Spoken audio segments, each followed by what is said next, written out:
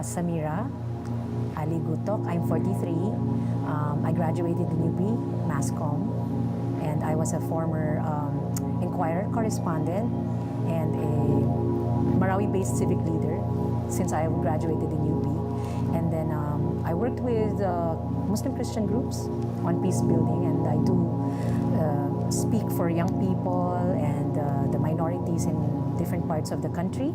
And that's it. That's my life. I've been here and there traveling the world and traveling the Philippines on the rights of sectors, gender marginalized groups, women, victims of violence. So we've been doing that around the country, and I do chair right now the anti-crime movement called Change Movement in Marawi. Tell me about the Bangsamoro Society or the Muslim Mindanao. Muslim Society, yeah, it might be monolithic, Rad, no? Like one kind of society, but for me it's diverse. So there are people who don't really go with the flow, and I think I can relate to the people na hindi sila yung the majority conservative, the majority Islam masyado, or majority so fundamentalist with their culture. Like for instance, in my Maranao society, we've never married outside the Maranao society. But in Basilan Sulud Tawi-Tawi, you do have intermarriages like you, di ba? So you're already open to Muslim Christian marriages. But in Lanao, it's not. In Maguindanao, it's half-half here. Like you're already open to Chinese marriages. So there's interracial, inter-OFW marriages with other nationalities already because of the migration phenomenon abroad, because of the migration natin within the Philippines. So you do have a very strong Balik Islam society as well. Sa Bangsamoro society, we do have a very strong influence of the doctrines from Saudi Arabia and conservative teachings of the Middle East, by which it's very much about duty and obligations of, for instance, yung wife, yung obligation natin sa husband, yung sister to a brother. And so for me na so-called activists, we are trying to inject also democratic teachings of Islam that are also acceptable. And we partnered with the National Ulama Conference of the Philippines for past 7 years, that we do see that Islam is also about moderateness. In fact, sabi sa isang teaching is that go to the moderate side. Don't be to the masyadong extreme, as interpreted by Professor or Alim Hamid Bara. So that in this reality of ours, that we have young people na hindi natin na monitor what do they read from social media, you're gonna have to be relevant to them. You just can't say push you towards the very extreme Islam, very conservative Islam, and 5 times a day agad-agad prayer or make a person cover. We acknowledge that there has to be a da'wah, there has to be an understanding where he's coming from. You're gonna have to make him feel it from within, not just because you're teaching him by force. So there has to be that kind of acknowledgement, Radem. Okay. Among all of this like diverse group in Mindanao or Muslim Mindanao or Bangsamoro society, do you think everybody's are united? Not necessarily, but we are united by, some of us, a majority of us are united by our families and clans. That's why when we say in weddings that this is not just a wedding of the two, but a wedding of all.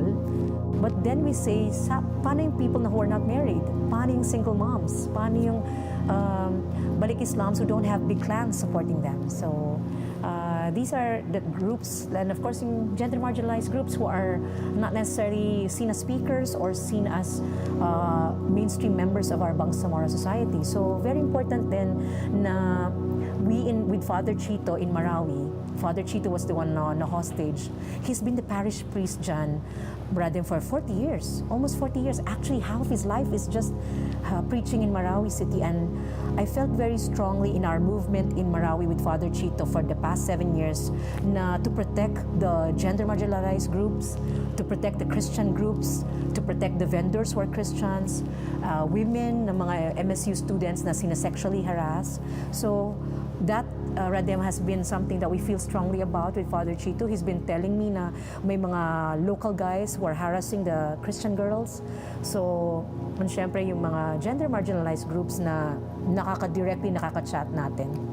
like in the downtown proper, and in the Mindanao State University, where I do active work on peace building. So I feel very strongly on that sectors na hindi agad na re-recognize, because the PNP and the ulamas don't have really that kind of representation for them.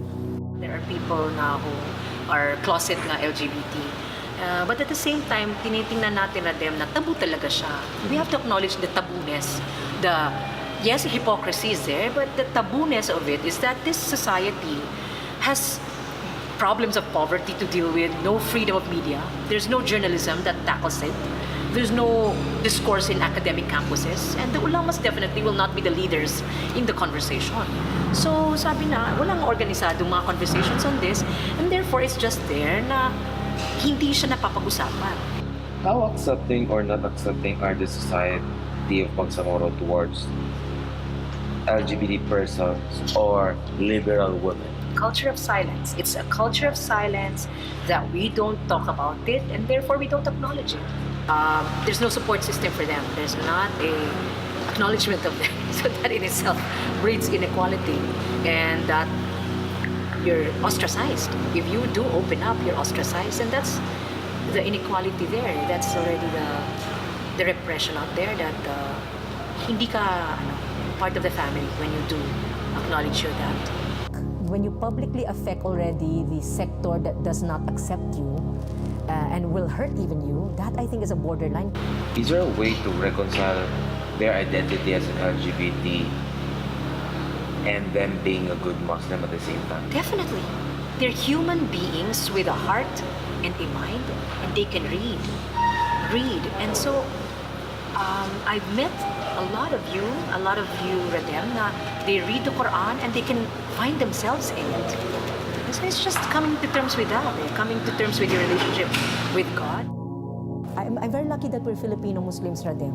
Now we're actually be able to, for have women to speak up on TV or internet. We can actually wear what we need, what we could wear. In Saudi, you can't. It's definitely a norm in itself. And when you are in Rome, do what the Romans do. You cannot impose your culture or your freedoms in a society that doesn't accept that freedoms, that interpretation of freedom. So for instance, when here in the Philippines, we do have women already reading the Quran and interpreting it. In Malaysia and Indonesia, you cannot do that abroad in the Middle East, basta-basta. You're gonna have to have the support of the male religious leaders na ulamas. Well, in Saudi and Middle East nga, where we grew up, it's a norm. It's a norm that we dress the way. There's a way of dressing. And in Dubai, it's a different world in itself. Different peoples wear different kinds of hijabs. In Malaysia, in Indonesia, there's ethnicity, there's the complexity of where you're coming from. Before, we did wear this hijab this way, ang ating kumbong turong in Sulu. This way, we see the neck. Some of the Muslim priests and scholars says that women cannot seek leadership. What's my comment? Comment on that? Yeah, of course. When Prophet embraced Islam, the first Islamic person was his wife, who believed in him. So they were co-equally helping each other spread Islam. And she was a businesswoman. You cannot say that women do not have a profession, therefore no leadership. There are already so many international Bill of Rights, regardless of gender, race. We are not discriminated upon. We value every human being and his right to live in dignity. We should be able to acknowledge that both the LGBT and the women are already human beings that need to be part of the society, and that has to be just kind of like mainstreamed into the culture that doesn't accept equality of them. Do you believe that LGBT and women are one of the integral part of nation building of Bangsamoro, and that they contribute so much to its progress? How and why? They are two societies, there are two sectors that are not equally yet participating, and they do have an important role in terms of being acknowledged as equal members of society.